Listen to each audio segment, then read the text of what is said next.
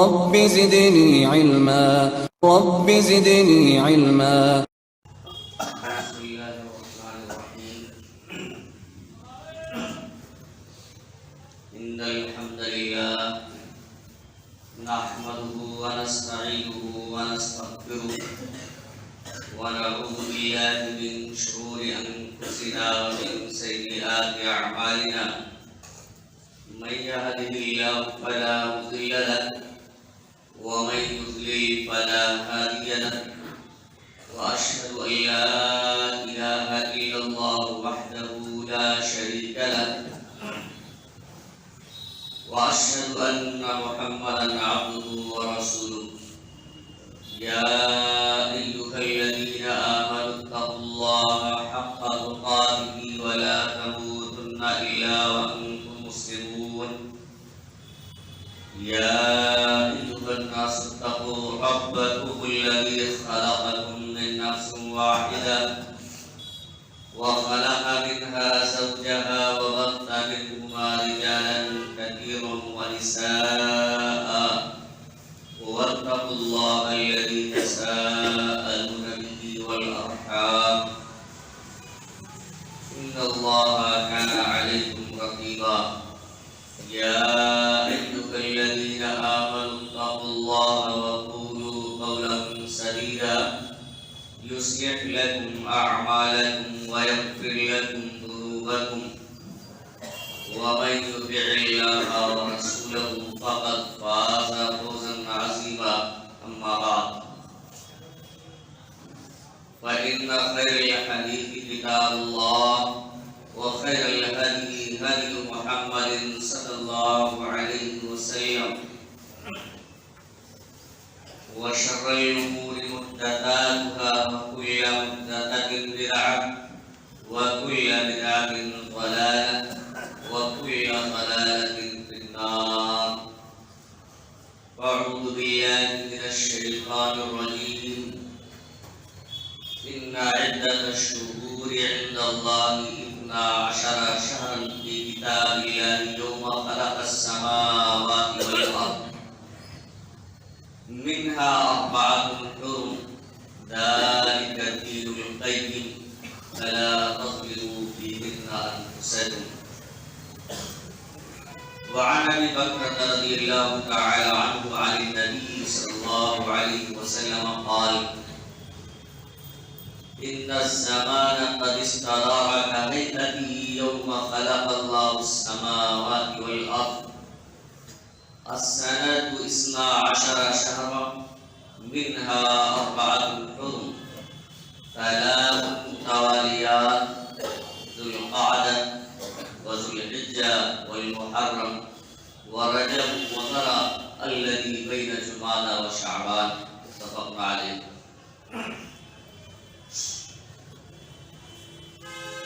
معزز سامعین کرام، حاضرین جمعہ، قوم کے نوجوان ساتھیوں، عزیز طلباء اور پردہ نشین، میری ماں اور بہنوں، خطبہ مسنونہ کے بعد سورہ توبہ کی ایک آیت آپ حضرات کے سامنے تلاوت کی گئی ہے اور اسی کی مناسبت سے بخاری اور مسلم کی ایک روایت بھی پڑھی گئی ہے جس کے راوی حضرت ابو بکر رضی اللہ تعالیٰ عنہ ہے۔ اسی آیت کریمہ اور حدیث شریف کو سامنے رکھتے ہوئے آج اس جمعہ کے خطبے میں ماہ رجب کے تعلق سے کچھ باتیں میں آپ حضرات کے سامنے عرض کرنا چاہتا ہوں۔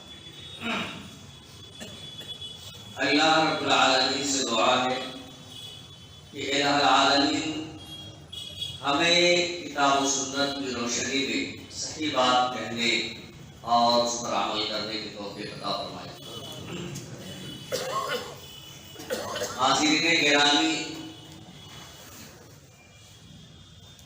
اللہ رب العالمین نے جب سے آسمان و زمین کی تخلیق فرمائی اسی وقت سے مہینوں کی تعداد 12 مقرر فرمائی.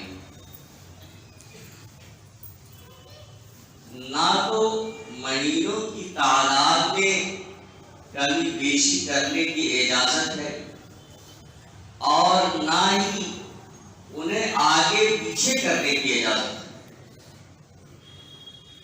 جس ترتیب سے اللہ رب العالمین نے اور جس تعداد میں مہینوں کی تعداد رکھی ہے بعینی اسی ترتیب سے اور اتنی ہی تعداد میں ہمارے اور آپ کے لیے ضروری ہے کہ ہم اسے مانیں اور تسلیم کریں. اللہ رب العالمین فرماتے ہیں ان عدت الشہور عند اللہ 12 شہرا فی کتاب اللہ یوم خلق السماوات والارض. بے شک مہینوں کی تعداد اللہ رب العالمین کے نزدیک اللہ کی کتاب میں یعنی لوح محفوظ کے اندر 12 ہے. یوم خلق السماوات والارض، جس دن سے اللہ رب العالمین نے آسمان و زمین کی تخلیق فرمائی، یعنی اسی وقت اللہ رب العالمین نے ان مہینوں کی تعداد 12 ہی مقرر فرمائی. منها 4 لیکن ان 12 مہینوں میں سے 4 مہینے حرمت و عدد کے، 4 مہینوں کا بڑا اونچا مقام ہے، بڑے ہی محترم مہینے ہیں. منها 4 حرم ذالک الدین القیم، یہی سیدھا دین. صحیح بات یہی کہ اسی وقت سے لے کر کے اللہ رب العالمین نے جو یہ تعداد مقرر فرمائی ہے وہ 12 ہی ہے. فلا تظلموا فیہن انفسکم، تو تم ان مہینوں میں اپنے اوپر ظلم و زیادتی نہ کرو. یہاں آپ غور فرمائیں، ایک تو اللہ رب العالمین نے ان مہینوں کی تعداد 12 مقرر کی اور 4 مہینے حرمت و عدد کے، یعنی اور مہینوں کے مقابلے میں ان مہینوں کا مقام بڑھا ہوا ہے. وہ کون ہے؟ پہلے ایک حدیث کے حوالے سے ہم دیکھ لیتے ہیں جو خطبہ مسنہ کے بعد حدیث پڑھی گئی ہے، جس کے راوی حضرت ابوبکر رضی اللہ تعالی عنہ کہتے ہیں کہ نبی صلی اللہ علیہ وسلم نے فرمایا، یہ حجۃ الوداع کے موقع پر اللہ کے نبی صلی اللہ علیہ وسلم نے فرمایا ان الزمان قد استدار كهيئته يوم خلق الله السماوات والارض. زمانہ گھوم گھام کر پھر اسی حیات پر، اسی کیفیت پر آ گیا ہے جس کیفیت پر اللہ رب العالمین نے آسمان و زمین کی جو تخلیق فرمائی تھی، اسی کیفیت اور اسی صورت میں زمانہ گھوم گھام کر آ گیا ہے. یہ آپ صلی اللہ علیہ وسلم نے کیوں فرمایا؟ اصل معاملہ یہ تھا کہ زمانے جاہلیت میں بھی لوگ ان مہینوں کی حرمت کا خیال رکھتے تھے، وہ بھی ان مہینوں کو محترم مانتے تھے، لیکن جب وہ جن کو جناب کرنا چاہتے، لوگ خوریزی کرنا چاہتے، کوئی غلط کام کرنا چاہتے، تو ان مہینوں میں تقدیم و تاخیر کر لیا کرتے تھے. اس طرح سے اس مہینوں کی تعداد بھلے ہی 12 رہتی لیکن اس کی ترتیب بدل جایا کرتی. لیکن اللہ کے رسول صلی اللہ علیہ وسلم نے جس سال حج کیا اس سال اسی طرح سے مہینوں کی ترتیب رہی. حجۃ الوداع میں آپ نے ذی الحجہ میں حج کیا تو وہ ترتیب بالکل اسی حیات پر آ چکی تھی جس حیات پر اللہ رب العالمین نے پیدا کیا تھا. جب آسمان و زمین کو پیدا کیا تھا اس وقت جو حیات اور جو ترتیب تھی مہینوں کی اسی ترتیب پر آ چکی تھی. تو اللہ کے رسول صلی اللہ علیہ وسلم نے فرمایا کہ زمانہ گھوم گھام کر اسی حیات پر آ گیا ہے جس حیات پر تھا جس وقت اللہ تعالی نے آسمان و زمین کی تخلیق فرمائی. اس کے بعد فرماتے ہیں السنۃ 12 شہر، یہ سال 12 مہینے کا ہوتا ہے. منها 4 حرم، جن میں 4 مہینے حرمت و عدد کے ہیں. ثلاث متوالیات، جن میں 3 مہینے تو پے در پہ آتے ہیں لگاتار مسلسل ہیں، ذوالقعدہ و ذوالحجہ والمحرم، یعنی ذوالقعدہ، ذوالحجہ اور محرم، یہ تینوں نورمل والے مہینے لگاتار مسلسل اور پے در پہ آتے ہیں، ورجب مضر الذی بین جمادی و شعبان، اور جو چوتھا مہینہ ہے وہ رجب کا ہے، جو مہینہ یہ چل رہا ہے اس کے غالباً 11 تاریخ ہے آج۔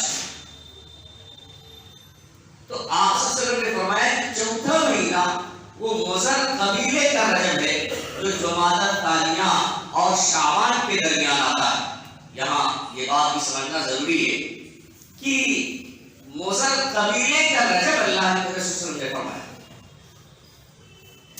ویسے تو سارے لوگ رجب قبیلے کا احترام کرتے ہیں رجب مہینے کا، لیکن مضر قبیلے کے لوگ دوسروں کے مقابلے میں اس مہینے کی زیادہ تعظیم کرتے تھے، زیادہ احترام کرتے تھے، اور بنو ربیعہ اور رجب کی جگہ پہ رمضان کے مہینے کو حرمت کا مہینہ قرار دے دیا کرتے تھے۔ تو اور یہی بات صحیح ہے کہ رجب کا مہینہ ہی حرمت والا ہے، تو اللہ کے رسول صلی اللہ علیہ وسلم نے فرمایا کہ اور مضر قبیلے کا رجب جو جمادی الثانیہ اور شعبان کے درمیان آتا ہے۔ اس حدیث سے ان چاروں مہینوں کی وضاحت ہو جاتی ہے کہ 3 تو لگاتار ہیں، ذوالقعدہ، ذوالحجہ، محرم، اور چوتھا رجب کا مہینہ ہے جو چل رہا ہے۔ تو یہ چاروں حرمت و عدد کے ہیں، اور ان میں ہمیں اور آپ کو کیا کرنا چاہیے؟ اس چیز سے خصوصیت کے ساتھ اللہ رب العالمین نے منع فرمایا ہے۔ آپ اللہ رب العالمین فرماتے فَلَا تَظْلِمُوا فِيهِنَّ أَنفُسَكُمْ، ان مہینوں میں تم اپنی جانوں پر ظلم نہ کرو۔ اس سے یہ نہیں معلوم ہوتا ہے، اس کا مطلب یہ نہیں ہے کہ دوسرے مہینوں میں ہم ظلم و زیادتی کر سکتے ہیں، دوسرے مہینوں میں ہم گناہ کر سکتے ہیں، دوسرے مہینوں میں ہم غلط کام کر سکتے ہیں، یہ نہیں، بلکہ اس کا مطلب یہ ہے کہ ویسے تو تمام مہینوں میں کسی بھی لمحہ اللہ رب العالمین کی نافرمانی جائز نہیں ہے۔ کسی وقت اللہ رب العالمین کی نافرمانی، اللہ کے رسول کی نافرمانی جائز نہیں ہے، لیکن کچھ جگہیں خاص ہوتی ہیں، کچھ اوقات خاص ہوتے ہیں جن میں گناہ کرنے کا جرم مزید بڑھ جاتا ہے۔ کوئی غلطی آدمی کرتا ہے تو گناہ مزید بڑھ جاتا ہے، جیسے مسجد میں کوئی گناہ کر دے اور زیادہ گناہ ہو جائے گا۔ تو کچھ جگہیں اس طرح سے ہیں زیادہ محکم کہ ان میں نیکی کرنے کا زیادہ اجر و ثواب اگر ملتا ہے تو گناہ کرنے کا زیادہ گناہ بھی ہوتا ہے۔ ایسے ہی کچھ مہینے بھی ہیں، انہیں میں سے یہ 4 مہینے ہیں جن میں گناہ کرنے کا جرم اور زیادہ بڑھ جاتا ہے، غلطی کرنے کا گناہ مزید بڑھ جاتا ہے، کئی گناہ بڑھ جاتا ہے۔ اس لیے اللہ رب العالمین نے فرمایا کہ ان 4 مہینوں میں آپ خصوصیت کے ساتھ گناہ سے بچیں۔ ظلم کا معنی کیا ہے؟ جو اللہ رب العالمین نے ظلم کرنے سے منع فرمایا ہے، تو ظلم کا کیا مطلب ہے؟ ایک معنی تو یہ ہے کہ ان مہینوں میں جد و جہاد نہ کی جائے، قتل و خونریزی نہ کی جائے، لڑائی جھگڑا نہ کیا جائے۔ اللہ رب العالمین فرماتے ہیں یسألونک عن الشہر الحرام قتال فیہ، لوگ آپ سے حرمت والے مہینے میں، حرمت والے مہینوں میں لڑائی جھگڑا کرنے کے بارے میں پوچھتے ہیں، قتال کے بارے میں پوچھتے ہیں، تو قل قتال فیہ کبیر، اے نبی کریم صلی اللہ علیہ وسلم آپ کہہ دیجیے کہ حرمت و عدد کے مہینے میں قتال کرنا بہت بڑا گناہ ہے۔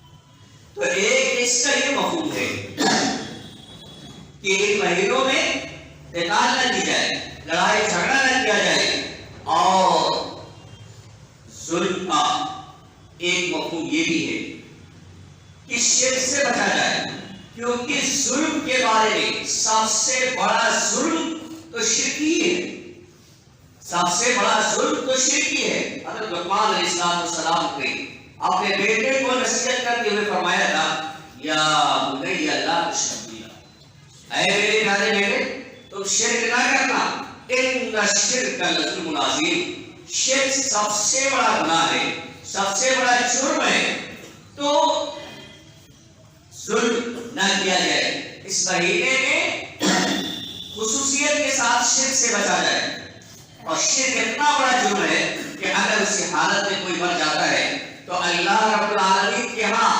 پھر اس کی معافی نہیں ہے، اگر وہ توبہ نہیں کر پاتا ہے تو اس کی معافی نہیں ہے اگر کوئی شخص شرک کہہ کر مر جاتا ہے۔ ایسے شخص کے لیے جنت کو ہمیشہ ہمیشہ کے لیے حرام قرار دے دیا گیا ہے، جہنم کو ہمیشہ ہمیشہ کے لیے واجب کر دیا گیا ہے کہ ہمیشہ ہمیشہ جہنم میں رہے گا اگر شرک اکبر کر کے مرتا ہے، توبہ کرنے کی توفیق نہیں مل پاتی ہے تو شرک نہ کیا جائے۔ لیکن جب یہ رجب کا مہینہ شروع ہوتا ہے پہلے ہی دن سے لوگ اس کی حرمت کو پامال کرنا شروع کر دیتے ہیں۔ بعض بزرگان دین کی قبروں کا طواف کیا جانے لگتا ہے اس مہینے کے شروع ہوتے ہی، اور منایا جانے لگتا ہے، تیوہار منایا جانے لگتا ہے، قبروں کا طواف کیا جانے لگتا ہے، اور ان سے اپنی ضرورتیں اور حاجتیں ان کے سامنے رکھی جانے لگتی ہے جب یہ مبارک مہینہ شروع ہوتا ہے۔ اللہ رب العالمین نے فرمایا کہ ظلم نہ کرو، لڑائی جھگڑا نہ کرو، شرک نہ کرو، لیکن ایک مہینوں کی اس مہینے کی حرمت پہلے ہی دن سے پامال کی جانے لگتی ہے۔ کیا کبھی ہم نے غور کیا کہ قبروں کا طواف کرنا، ان کے سامنے چکر لگانا، مزاروں میں حاضری دینا وہ ہے کیا؟ ہم اور آپ یہی سمجھتے ہیں کہ بتوں کی پرورش ہی، بتوں کی پوجا ہی شرک ہے، لیکن یہ قبریں بھی بت ہوتی۔ آپ غور کریں، اللہ یہ قبریں بھی چاہے نبی کی ہوں، چاہے ولی کی ہوں، کسی کی بھی ہوں، یہ بھی بت کا درجہ اختیار کر جاتی۔ ہمارے آخری نبی جناب محمد رسول اللہ صلی اللہ علیہ وسلم نے کیا دعا کی تھی اللہ رب العالمین سے؟ غور کیجیے ان الفاظ پر کہ اللہم لا تجعل قبری وطنا یعبد، کہ اے اللہ میری قبر کو بت نہ بنانا کہ اس کی عبادت کی جائے۔ آپ بتائیے ہمارے نبی کریم صلی اللہ علیہ وسلم کی قبر کہہ کر طواف کیا جائے، وہاں جا کے تہوار منایا جائے، چکر لگایا جائے، تو وہ قبر بھی بت بن سکتی۔ تہوار وہاں منایا جاتا تو اس کو بھی بت کا شکل اختیار کر سکتی تھی۔ اس لیے اللہ کے رسول صلی اللہ علیہ وسلم اپنے لیے دعا فرمائی کہ اے العالمین میری قبر کو بت نہ بنانا کہ اس کی عبادت کی جائے۔ تو آپ غور کیجئے کہ تمام انسانوں میں، تمام انبیاء کرام میں سب سے افضل ہے آپ صلی اللہ علیہ وسلم، اور آپ کی امتیوں کے لیے کتنے خیر خواہ تھے، اس کے باوجود آپ صلی اللہ علیہ وسلم یہ کہتے ہیں کہ کہیں ایسا نہ ہو کہ میرے مرنے کے بعد، اس دارے پانی سے میرے کچھ کرنے کے بعد لوگ میری قبروں پر اس قبروں کو بت بنا لیں اور عبادت کرنے لگے۔ آپ بتائیے جب نبی کریم صلی اللہ علیہ وسلم کی قبر کو بت بننے کا اندیشہ تھا، اس لیے اللہ کے رسول صلی اللہ علیہ وسلم نے دعا فرمائی، تو جو دوسرے لوگ ہیں بدر اولا ان کی قبروں کو جس طرح سے طواف کیا جاتا ہے، جس طرح ان کے سامنے ہاتھ جوڑ کے کھڑا ہوا جاتا ہے، جس طرح سے سجدہ کیا جاتا ہے، جس طرح سے ان کی تعظیم کی جاتی ہے، ان کے قبروں پہ جا کے وہ بدر اولا بن جائیں گے۔ اور یہی تو شرک ہے۔ حضرت عائشہ صدیقہ رضی اللہ تعالیٰ عنہا کہتی ہیں کہ آپ غور کریں کہ اللہ کے رسول صلی اللہ علیہ وسلم نے ان ایام میں جبکہ آپ مرض موت میں اس وقت اس گھڑی میں آپ نے کیا فرمایا؟ حضرت عائشہ صدیقہ رضی اللہ تعالیٰ عنہا کہتی ہے کہ قال في مرضه الذي مات فيه لعن الله اليهود والنصارى اتخذوا قبور انبيائهم مسجدا، بعض روایت مساجد، کہ نبی صلی اللہ علیہ وسلم نے اپنی اس بیماری میں جس میں آپ صلی اللہ علیہ وسلم کی وفات، جس میں آپ سارے پانی سے کچھ کر گئے، اللہ کے پیارے ہو گئے، اللہ سے ملے، اس بیماری میں آپ صلی اللہ علیہ وسلم نے کہا لعن اللہ الیہود والنصارى، اللہ تعالیٰ کی لعنت ہو یہود و نصارہ پر، انہوں نے اپنے انبیاء کرام کی قبروں کو سجدہگاہ بنا دیا ہے، مساجد بنا دیا ہے۔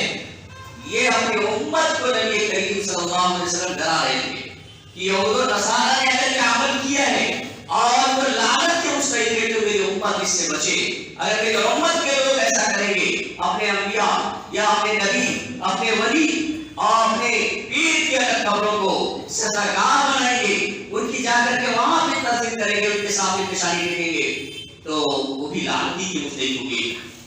اس لیے سامنے کرام اس مہینے کی حرمت کا ہم خیال رکھیں۔ مسلمانوں کے لیے زیر نہیں دیتا ہے، بلکہ شرک کے ساتھ ساتھ اور بے شمار بدعات اس مہینے میں کیے جانے لگتے ہیں۔ یہ مہینہ شروع ہوتے ہی بہت سے بدعات، نیک اعمال کرنے کی پورا قرآن مجید موجود ہے، آپ اسے پڑھیں۔ جن چیزوں کا حکم اللہ رب العالمین نے دیا ہے اس کو کریں، اور جس سے روکا ہے، منع کرائیں، منع کیا ہے اس سے ہم باز رہیں۔ آج سے صحیحہ موجود ہیں، بتائیے صحیح اعمال ہی اتنا کافی ہے جو آدمی صحیح ڈھنگ سے نہیں کر پاتا ہے، لیکن جس کا ثبوت نہ تو قرآن میں ہے، جس کا ثبوت نہ تو حدیث سے ملتا ہے، ایسے اعمال ایجاد کر لیے گئے ہیں۔ ہم اور آپ انہی میں بہت ہی خوش اور مگن نظر آتے ہیں، لیکن وہ سب بدعات ہیں۔ جیسے صلاۃ الرغائب، اسی مہینے میں نماز پڑھی جاتی ہے، عجیب سا طریقہ ہے، کئی بار جو ہے دعائیں الگ الگ مخصوص دعائیں اس میں پڑھی جاتی ہے، صلاۃ الرغائب کے نام سے اسی مہینے میں پڑھی جاتی ہے، لیکن آپ دیکھیں علماء اس سلسلے میں کیا کہتے ہیں۔ علامہ شوکانی رحمہ اللہ نے لکھا ہے قد اتفق العلماء على انها موضوع، یعنی علماء کے اس بات پر اتفاق ہے کہ یہ جو صلاۃ الرغائب اس مہینے میں پڑھی جاتی ہے یہ موضوع ہے، من گھڑت ہے، یہ گھڑی ہوئی حدیث ہے، اور ووضعها لا يقتضي فيه من له ادنى امام بفن الحديث۔ اور آگے فرماتے ہیں کہ جس شخص کو فن حدیث کا معمولی سا علم ہوگا، کچھ بھی وہ فن حدیث کا علم رکھتا ہے، وہ اس کو اس میں شبہ نہیں ہوگا کہ یہ حدیث موضوع ہے، یعنی اس حدیث کے موضوع اور منفرد ہونے میں اسے ذرا برابر بھی شک اور شبہ نہیں ہوگا کہ یہ حدیث موضوع ہے۔ یعنی یہ جو صلاۃ الرغائب پڑھی جاتی ہے یہ موضوع اور منفرد روایت ہے، اس کی کوئی صحیح نہیں ہے، اس لیے اس سے اجتناب کرنا چاہیے۔ بھئی فرض نمازیں، اس کے علاوہ نفلی نمازیں ہیں، سنت موقعہ ہیں، اور دوسری نمازیں اللہ کے رسول صلی اللہ علیہ وسلم نے سکھلائی، ان نمازوں کا اہتمام نہیں کر پاتے، سنت موقعہ تک پڑھنے میں جان نکلتی ہے، لیکن جس کا کوئی ثبوت نہیں ہے اس کے لیے بڑا اہتمام کیا جاتا ہے، تو ایسی نماز سے ہمیں اور آپ کو بچنا چاہیے۔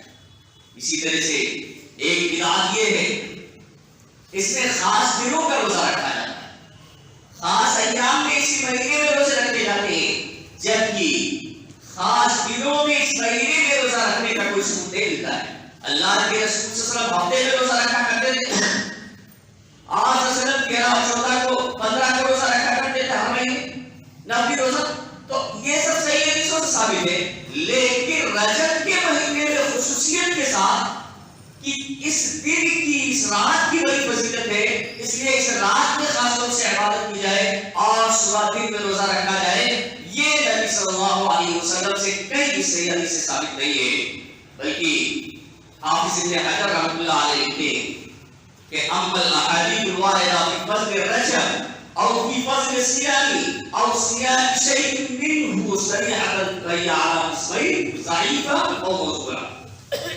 آپ سے رحمہ اللہ لکھتے ہیں کہ رجب کی فضیلت کے بارے میں، رجب کے مہینے میں روزے کے بارے میں، اسی طرح سے رجب کے مہینے میں کسی خاص دن، کسی متعین دن روزہ رکھنے کے بارے میں جتنی بھی صراحت کے ساتھ حدیثیں موجود ہیں، فَهِيَ عَلَى قِسْمَيْنِ، ان کی دو قسمیں ہیں، ضعیفہ و موضوعہ، یا تو وہ حدیثیں ضعیف ہیں یا موضوع ہیں، یعنی کوئی بھی حدیث، جو بھی حدیث آپ اٹھا کے دیکھیں گے رجب کے مہینے میں روزہ رکھنے یا اس مہینے میں کسی خاص دن کے روزہ رکھنے یا اس مہینے کی فضیلت کے بارے میں، وہ سب کے سب ضعیف ہیں یا موضوع ہیں۔ بھائی اس مہینے کی فضیلت تو ویسے کافی ہے کہ اللہ تعالیٰ نے اسے حرمت کا مہینہ قرار دیا ہے، اللہ تعالیٰ نے کلام مجید کے اندر بتا دیا کہ یہ حرمت کے مہینے میں سے ہے، اللہ کے رسول صلی اللہ علیہ وسلم نے اس کی وضاحت فرما دی کہ جو حرمت کے مہینے ہیں ان میں ایک رجب ہے، تو یہ اس کی اہمیت کے لیے، اس کی فضیلت کے لیے کافی ہے۔ تو ضعیف، موضوع اس کا سہارا لینے کی ضرورت نہیں ہے. اسی طرح سے اس مہینے میں خصوصیت کے ساتھ عمرہ کیا جاتا ہے. تو آپ کو معلوم ہونا چاہیے کہ اللہ کے رسول صلی اللہ علیہ وسلم نے 4 عمرے کیے ہیں اور 3 عمرہ ذوالقعدہ میں آپ صلی اللہ علیہ وسلم نے کیا اور 4تھا عمرہ حج کے ساتھ آپ نے کیا. کوئی بھی عمرہ آپ صلی اللہ علیہ وسلم نے رجب کے مہینے میں نہیں کیا. ویسے رجب کے مہینے میں عمرہ کرنا کوئی ناجائز نہیں ہے، لیکن یہ سمجھ کر کے کہ اس کا بہت زیادہ جو ثواب ہے اللہ کے رسول نے ایسا فرمایا ہے یا آپ نے کیا ہے تو یہ بات صحیح نہیں ہے. تو ہمیں اور آپ کو معلوم ہونا چاہیے یہ سب چیزیں بدعات ہیں، ان سے اللہ اور اس کے رسول صلی اللہ علیہ وسلم نے منع فرمایا ہے. اللہ بدعات آپ بارہا سنتے رہتے ہیں کہ بدعات بہت بڑا جرم، اور اللہ کے رسول صلی اللہ علیہ وسلم ہر خطبے میں اسے منع کیا کرتے تھے، اسے ڈرایا کرتے تھے اپنے امتیوں کو، چاہے خطبہ جمعہ ہو یا اور خطبہ نکاح ہو، کسی بھی خطبے میں آپ صلی اللہ علیہ وسلم جو ہے منع کیا کرتے تھے کہ نئی چیزوں کی ایجاد کرنے سے، ان پر عمل کرنے سے ہمیں اور آپ کو بچنا چاہیے. تو ہر خطبے میں آپ صلی اللہ علیہ وسلم کرتے تھے، لیکن ہم سنتے بھی ہیں، جانتے بھی ہیں، لیکن جب یہ مہینہ شروع ہو جاتا ہے تو اس میں بدعات کے انبار رہ جاتے ہیں اور اس کا پاس و لحاظ ہم نہیں کر پاتے. آپ کو بتاؤں قیامت کے دن ایک بہت بڑی نعمت ہے جو اللہ کے رسول صلی اللہ علیہ وسلم جب حوض کوثر پہ ہوں گے اور اس وقت آپ صلی اللہ علیہ وسلم لوگوں کو سیراب کریں گے، اس کے بارے میں آتا ہے اللہ کے رسول صلی اللہ علیہ وسلم فرماتے ہیں کہ انی فرضتکم علی الحوض، کہ میں حوض کوثر پر تم سے پہلے وہاں موجود رہوں گا. من مر علیہ شربا، جو میرے پاس سے گزرے گا تو وہاں سے پیے گا. ومن شرب لم یظمأ ابدا، اور جو پیے گا وہ پیاس کی شدت نہیں محسوس کرے گا کبھی. آپ بتائیے جب تو حالت کیسا ہوگا، وہ کیسا نہیں ہوگا، کتنی مشکل کی گھڑی ہوگی.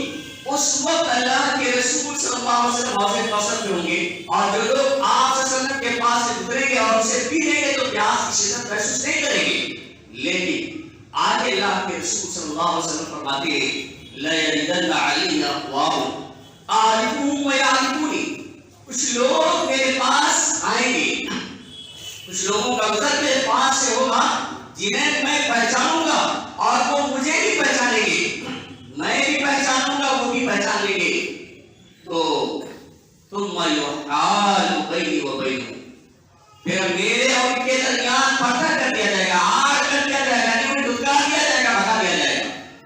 میری امت کے لوگ ہوں گے اور اللہ کے رسول پہچان لیں گے، وہ بھی نماز روزے کا اہتمام کرتے رہے ہوں گے، اس کی وجہ سے آزائے وضو چمک رہے ہوں گے اور اللہ کے رسول صلی اللہ علیہ وسلم دیکھ کے سمجھ جائیں گے میری امت کے لوگ ہیں.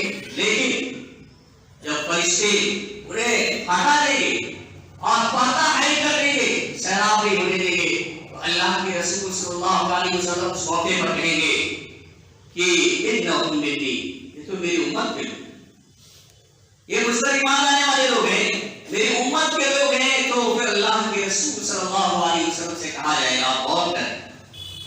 ہم اور آپ اس بات کا بالکل خیال نہیں کرتے کیا قرآن اور حدیث سے ثابت بھی ہے کہ نہیں ثابت ہے، اللہ کے رسول صلی اللہ علیہ وسلم نے کیا ہے کہ نہیں کیا ہے، آپ نے حکم دیا ہے کہ نہیں دیا ہے، آپ کے صحابہ کرام نے عمل کیا ہے کہ نہیں کیا ہے. اس بات کا ذرا بھی خیال نہیں کرتے، ذرا بھی خیال نہیں کرتے، بلکہ بس کرنا مطلب ہوتا ہے. تو کیا کہا جائے گا کہ انک لا تدری ما احدثوا بعد، اے نبی کریم صلی اللہ علیہ وسلم آپ کو معلوم نہیں ہے انک لا تدری ما احدثوا بعد، کہ آپ کے بعد انہوں نے کیا کچھ کھلائے تھے، کیا نئی نئی چیزیں ایجاد کر لی تھی، نئے نئے کام جو دین میں نہیں تھا، قرآن میں نہیں تھا اور حدیث کے اندر وہ کام نہیں تھے، وہ عمل نہیں تھے، وہ ایسے نئے کام انہوں نے ایجاد کر لیے جو اس کو گھڑ دیا تھا، آپ کو معلوم نہیں ہے، یہ اس سے سیراب ہونے کے مستحق نہیں ہے. فاقول، آپ بتائیے وہ نبی جو اپنی امتیوں کی کتنے احسان تھے، کتنے شفیع و مہربان تھے اور امت کی کامیابی کے لیے کتنے پریشان رہتے تھے، وہ خود اپنی زبان مبارک سے کہتے ہیں فاقول، تو میں کہوں گا سحقا سحقا لمن غیر بعد. اور بعض روایت میں آتا ہے سحقا سحقا لمن بدل بعد، کہ دوری ہو ایسے لوگوں کے لیے جنہوں نے میرے بعد میں میرے دین کے اندر تبدیلی کر دی ہے، اس میں دوسری نئی نئی چیزیں ایجاد کرتی ہے، نئی نئی چیزیں لاتی ہے.